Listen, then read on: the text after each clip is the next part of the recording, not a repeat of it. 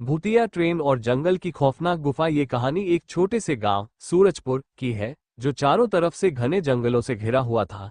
सूरजपुर के लोग बहुत ही साधारण जीवन जीते थे, लेकिन इस गांव के पास एक किस्सा था जो हर किसी के रोंगटे खड़े कर देता था।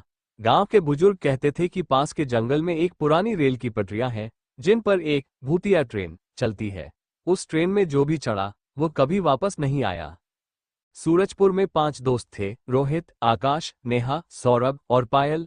ये सभी युवा और जिज्ञासु थे। उन्हें पुरानी और रहस्यमय कहानियों में गहरी दिलचस्पी थी। एक दिन गांव के एक बुजुर्ग ने उन्हें जंगल और भूतिया ट्रेन के बारे में बताया।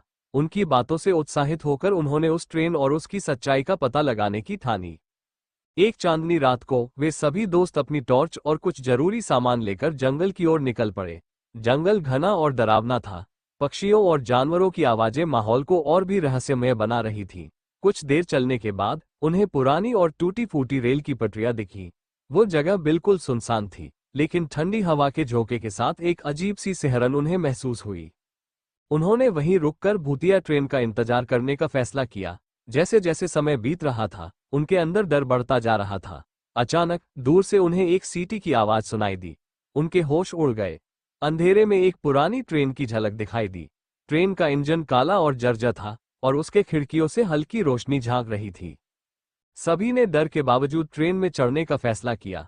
ट्रेन अंदर से बहुत पुरानी थी। दीवारों पर अजीब अजीब निशान थे और सीटों पर धूल की मोटी परत जमी हुई थी। जैसे ही उन्होंने अंदर कदम रखा, ट्रेन अपने आप चलने लगी। वे सब घबरा गए, लेकिन अब उनके पास कोई और रास्ता नहीं था। ट्रेन घने जंगल के बीच से गुजरने लगी।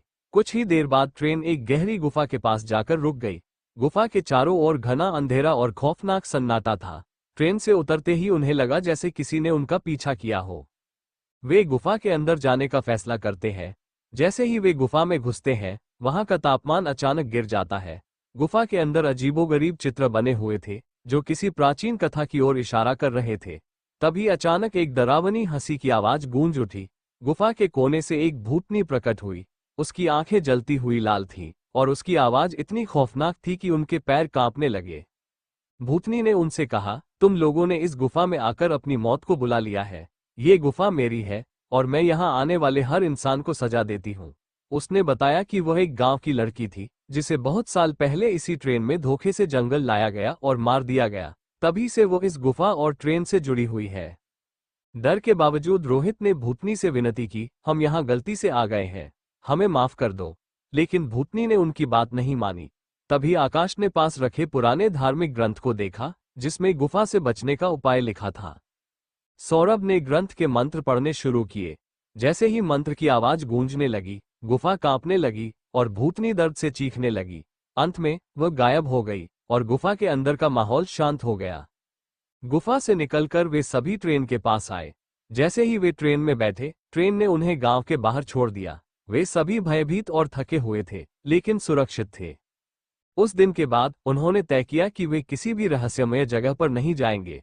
सूरजपुर के लोग भी इस घटना को सुनकर हैरान थे और जंगल की तरफ जाने की हिम्मत किसी ने नहीं की। कहानी का सबक यह है कि हर रहस्य को जानने की कोशिश करना सही नहीं होता।